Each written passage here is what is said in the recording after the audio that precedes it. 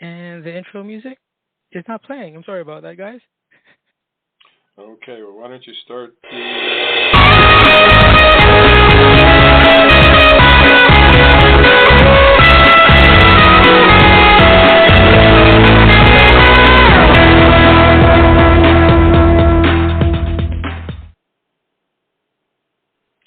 There we go. Sorry about that. Happy New Year, everybody. I'm Joseph Raganas, filling in for Alan Podcotter, who's on vacation, and you're listening to Call Talk for January 4th, 2023. Today's topic is maximizing the human in the contact center. If you're listening live, we invite you to be a part of the show and ask questions. Here's how you do it. Email us at calltalk@benchmarkportal.com. I want to remind everyone that all of our shows are archived and available to listen to at benchmarkportal.com at any time of the day. And now, I would like to introduce the host of Call Talk, Bruce Belfiore.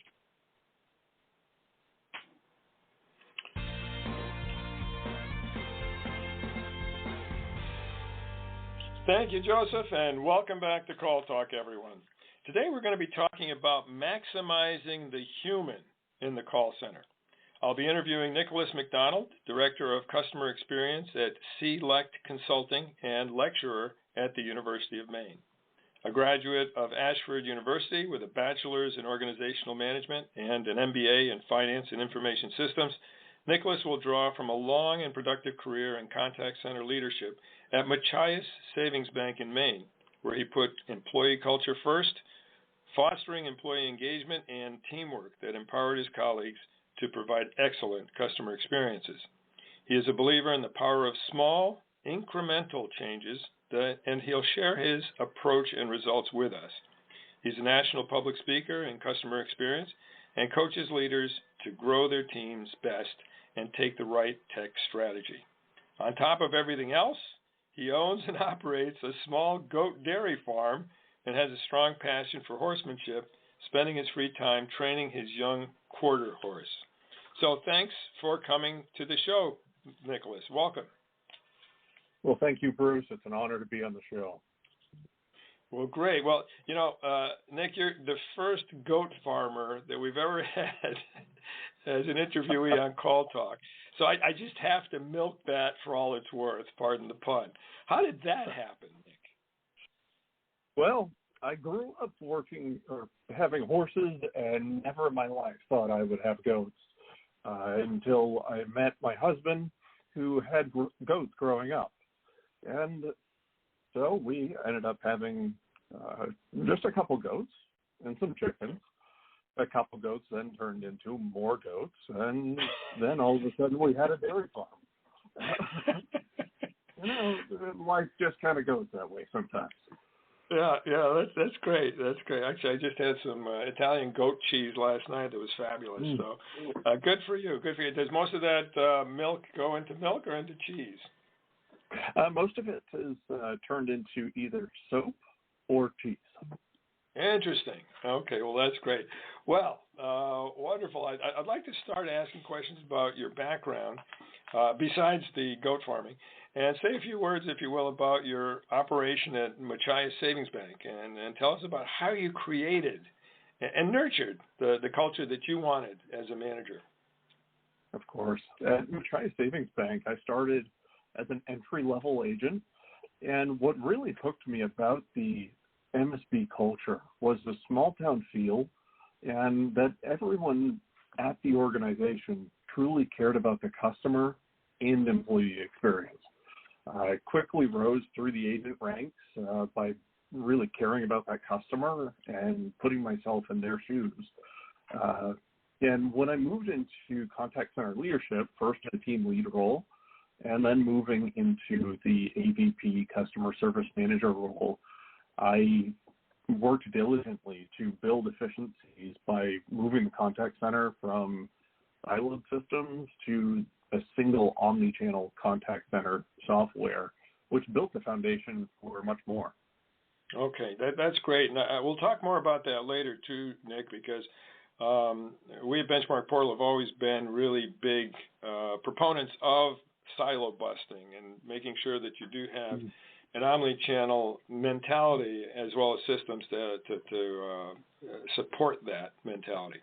So, but next, let's focus on how you recruited and screened candidates, because the human side here is so important, as you said in the title of this. So, how did you do the recruiting and screening of candidates? That's an excellent question, and really a key piece to developing and building the team that we had at Machias Savings. My interviewing process always started with a phone interview, focused on getting to know the possible hire. This would quickly let me know, me and my team leaders know, if the person could think quickly and was able to be personable on the phone. The primary goal here is to see if they can connect with someone in a non-in-person interaction. Next, we would bring the best interviewees in person for a truly conversational behavioral interview. The goal here was to see if they could give quick, honest answers to best learn their behavior from previous roles, and we would dive into who they are in conversation to see if they would be an appropriate fit for our fun-loving customer service family. We always made sure candidates left saying that was the most fun interview I had ever had. One question that I started to roll out, and this was after a trip to Zappos and reading Tony Hsieh's book, and I think the question was put by Zappos as one of their interview questions: how weird are you? So one day I just thought, I'm going to try that. And if I thought the interview was starting to go in a positive direction, I would throw that question out there just to see how they handled it. And after trying that a few times, I realized that was a great key to seeing that person's true nature, because they would either close up and think, I'm uncomfortable, or they would open up and be their true self. And that's really what I aimed at trying to find, is who is this person truly in those interviews. Interesting. Okay, that is quite the story there, Nicholas. Thank you for sharing that with us. I remember leading a group of foreign contact center managers through Zappos numerous years ago, and there was one gentleman from China there, and he had a tie on. He was the only one with a jacket and tie on, and literally the person who was leading the tour came up with a pair of scissors and cut the tie. I could not believe it. It was unbelievable. So anyway, it was all done in good fun, but I did feel the need to gift the gentleman a new nice Italian silk tie afterwards to take the place of the one that had been cut up. Anyway, yeah. Of our a term that our previous Chief Customer Experience Officer at Machias Savings Bank would always say about the culture. Yeah. And she said, we're not stuffy bankers here. We like to have fun. That's great. That's great. And, you know, being a New Englander myself, who now lives in California, and knowing that there are the cultural differences there, et cetera, finding sort of Zappo-type people in Maine, I think, could sometimes be a challenge. But I'm glad that you have found a way to break through some of those barriers. Well, that's silo busting, isn't it? Okay. On the cultural side. That's good. Well, great. And really a very creative approach to that. What are some of the pointers that you could give our audience of mainly call center managers, as the people who listen to this, regarding onboarding and training agents to optimize the positive results that you're looking for, including things like a positive attitude and a sense of urgency, which is something that I know has always been important to you? I think one of the key items when onboarding a new hire is the drive for having a sense of urgency must be apparent in your current team members' behavior. You must build that culture with the individuals on the team that you have already. And training a new hire with a sense of urgency will all but be lost if your culture does not thrive on doing all that you possibly can to satisfy that customer on that one interaction. More times than not, the agents or team leaders doing the onboarding would be the ones that truly bled the bank's colors, orange and blue, for our customers. This sense of urgency was based on a natural optimism and care of there must be a way to fix any scenario that we may be given by our customers. And that individual that I referenced a few moments ago, the Chief Customer Experience Officer, I remember she stopped into the contact center one time, and we had a couple new agents onboarding, had some senior agents training, and they just looked at the new agent looked so stressed. And she goes, why are you stressed? What's the worst thing that could happen? And, they listed something, and she goes, well, nobody's going to die. We can fix just about anything. And that mentality really just rang through in all of our training, in our culture, that no matter what comes up, there's a way that we could fix it. And there was never a time that you could not call on anyone throughout the bank. It wasn't that some individual was above speaking to a customer, whether that was another agent, a business banker, an underwriter, or the CEO himself. The CEO on YouTube gave out his personal cell phone number for any customer to call at any time of the day. That was the type of culture that we lived and breathed by at Machias Savings. No, quite a culture it is, in fact. Why don't you give our audience a sense of the size of your operation? Because, of course, certain things that are possible for operations, contact center operations of, say, 100 and less, may not be possible in an operation of a few hundred or more. So give us a sense of the operation that you have. Of course. When I first started with Machias Savings, we had a dozen employees, including the supervisor at the time, and everyone reported directly to the supervisor. And when I left Machias Savings, we were at 23, and I had drastically changed the structure of it to increase the coaching ability for each agent as well. Okay, very good. Well, let's drill down on what you call your family first philosophy, which actually is a philosophy which can be used in centers of any size, really, as long as it's communicated from the supervisor level and supported at the senior level.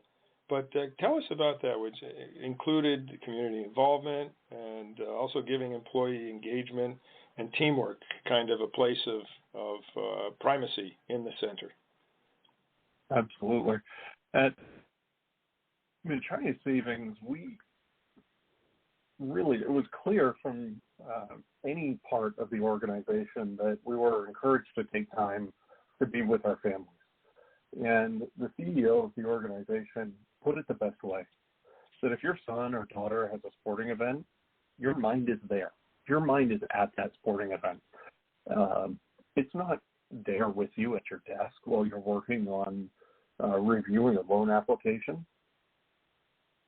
It's over there at that sporting event, and that's where you should be, supporting your family. You can be there at work when your mind is focused and in the best place for work.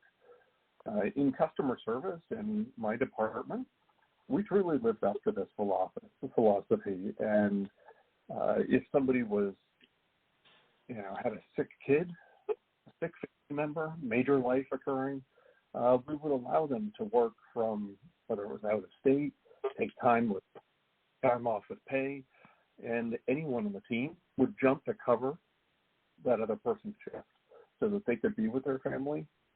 And if it ever came back around, that other person would always be more than willing to step up So it was true teamwork of each agent, each team member working together to create a true family environment within that CS team.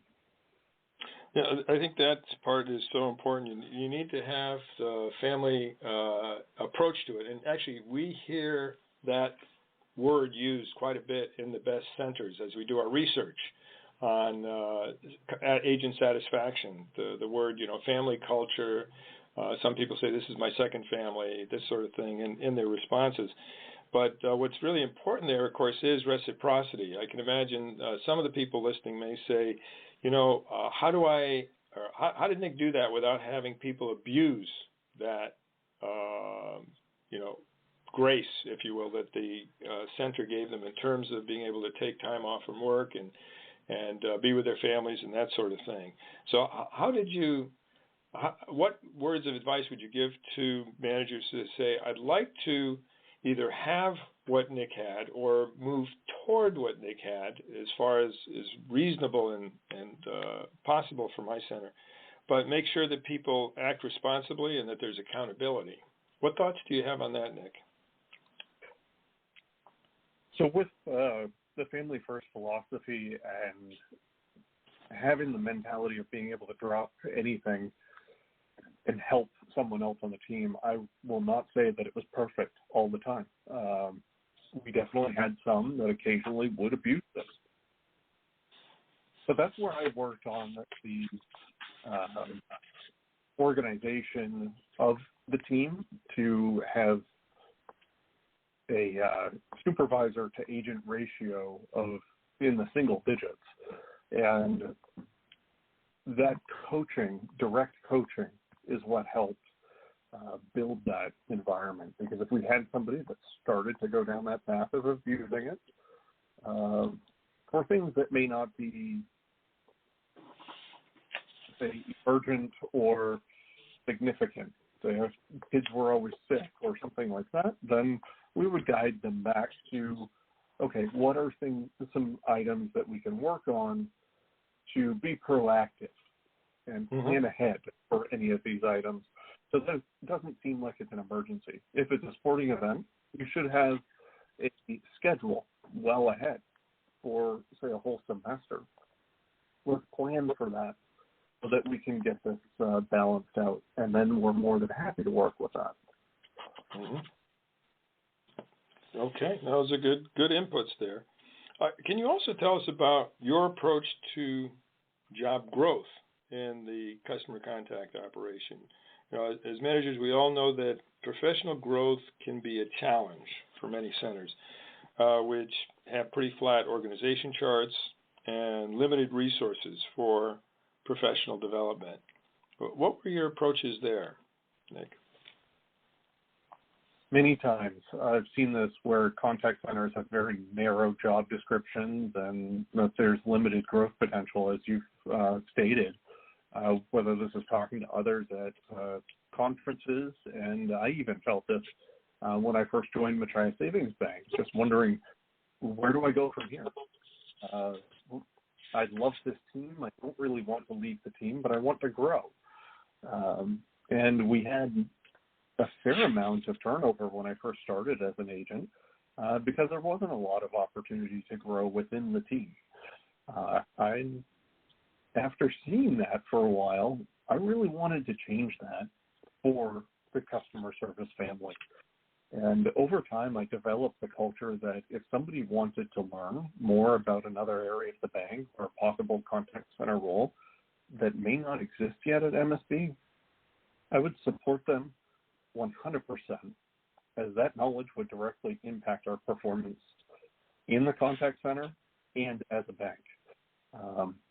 Multiple employees under my leadership grew into more specialized roles in the bank and within our department. This included moving off to the asset management department, retail loan administration department, or developing workforce management roles or data analysis roles or quality management right within our contact center.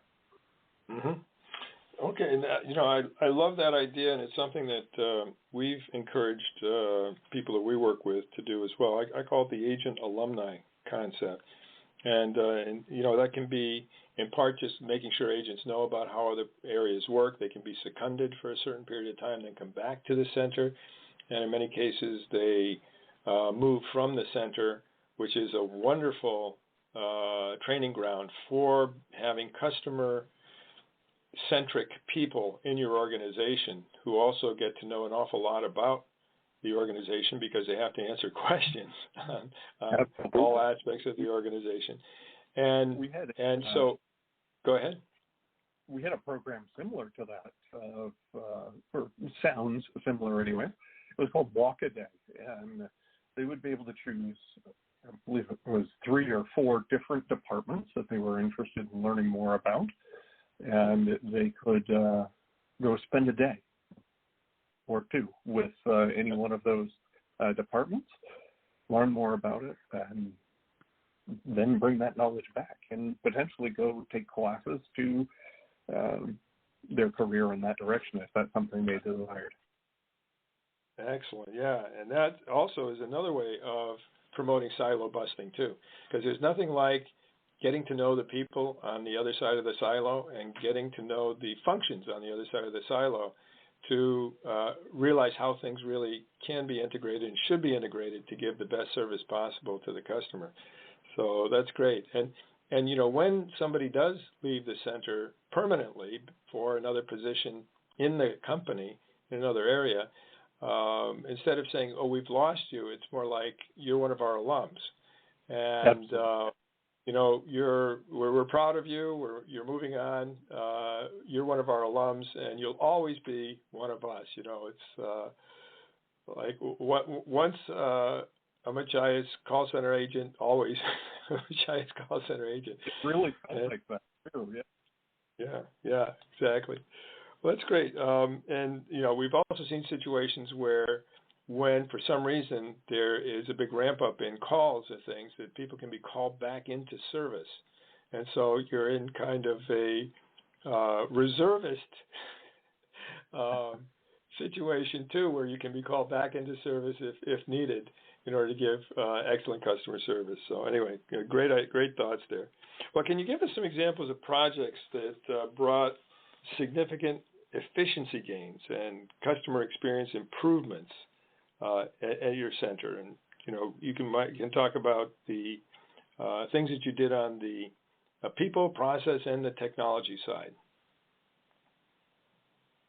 So the first project that really rebuilt the technological foundation for our department was the transition from multiple siloed communication channels, including a PBX phone system, chat, secure messages through our online banking, and multiple different email address inboxes to one unified cloud contact center solution.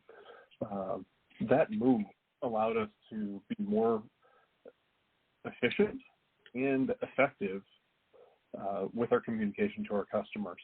And one of the biggest items that we didn't necessarily focus on in the project, but it was a result of the project, was the clarity we gained around our data and having all of that data within one system.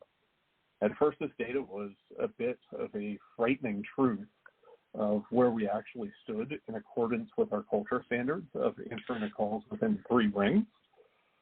But this gave us a baseline.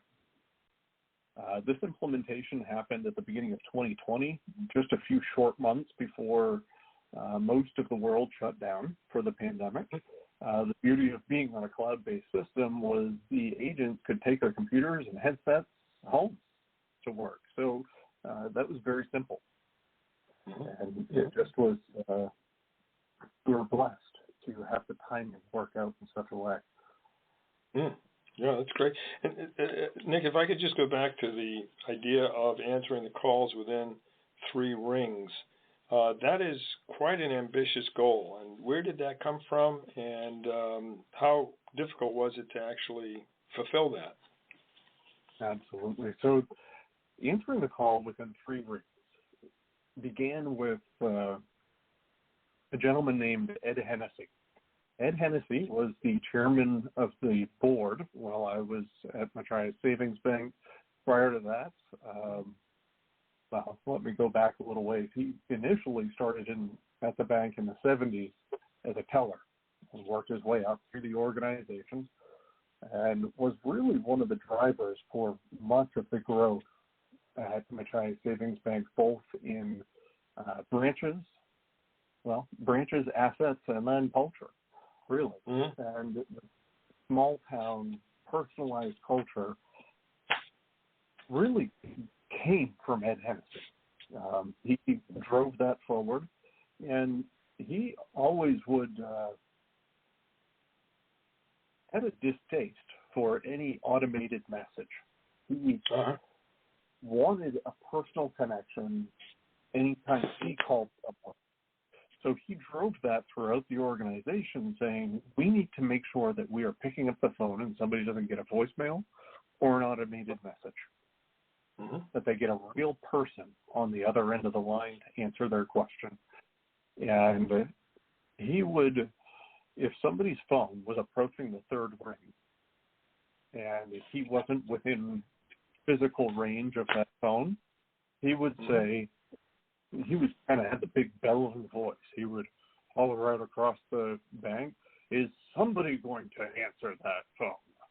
And if he was walking by your desk and your phone was ringing and it was approaching the third ring and you were not picking it up, he would push you out of the way and pick the phone up to make sure that customer got that experience. It was such a deep passion, and that existed throughout everybody else. It then officially made it into our culture standards, and everyone in the organization truly believed that that was a great way to be able to connect and answer our customers, and it still lives on. Yeah, very interesting. Difficult to achieve as volumes continued to increase, though. Yeah. And all of these technology companies kept telling us, oh, you should put a interactive voice assistant up front. You should have a virtual assistant, conversational virtual assistant. And I understand that. I understand the efficiencies of those systems. But those systems don't match up with that culture. And what we ended up having to do is increase staffing. We implemented a workforce management system and a voice biometric system to increase efficiencies all around, and then many other smaller incremental efficiencies, process efficiencies, to get up to that service level that we desired, and that's 90% of the interactions within 3 rings. That's great. That's great. We're starting to get toward the end of our time together here, but I did want you to just explain for our audience, for those who might not know about voice biometrics, if you could just explain that to them and how it worked for you. Absolutely. So there's 2 different methods that you can go with voice biometrics. You can either have active voice biometrics, where you can say, my voice is my password, so you have a particular phrase that you would use, or you can have it be passive. And that's the direction that we went, because through enrollment, we wanted to keep it similar to the verification questions that our customers had used in the past. And those questions were this simple: may have your name, may have the last 4 of your social, may have 2 transactions that might have been on your account, and after answering those few questions, that customer would be enrolled. And then when they call in the next time, we could dive right into a conversation, and in under 5 seconds, the system that we used would be able to give us a green light or a red light to tell us that that customer was who they say they were. It was absolutely incredible. Massive efficiency gain, up to, it was between 30 to 45 seconds efficiency gained on every verified caller. That's huge. That's huge. And also in terms of satisfaction, customer satisfaction, not being asked to give all kinds of verification answers is something that reduces, the annoyance factor of making the call. So, great stuff. Thank you for explaining that to our audience, Nick. And we're really up toward the end here, but I would like to just ask you briefly, can you talk to us about your belief that not all modifications need to be big, that you have this strong feeling that small incremental changes can really add up quickly and significantly improve both the customer and agent experiences? Absolutely. I think one of the best methods I used for this was just going to sit with agents or going to take calls myself to see the process that agents were going through for simple actions. So something as simple as changing an address on someone's account, seeing all of the different steps that would occur with that, and then going and talking to the software manager or the department manager that managed that particular process and just asking the questions that nobody else was asking. And you could, most times, create a much more efficient process just by asking some questions. And that consistent process of going to review what's occurring every day can make massive action if you keep at it. Excellent. Okay. Thank you so much for your inputs here. This is a really excellent CallTalk episode. I appreciate your being on, Nicholas. And so at this point, we'll turn things over to Joseph to wrap things up. Wonderful. Thank you, Bruce. Thank you for having me on the show. It's been an absolute pleasure. And the last thing that I'll leave all of you out there with is be present, listen to others, and always know that everyone has a story. Yes. Excellent. Okay, thank you.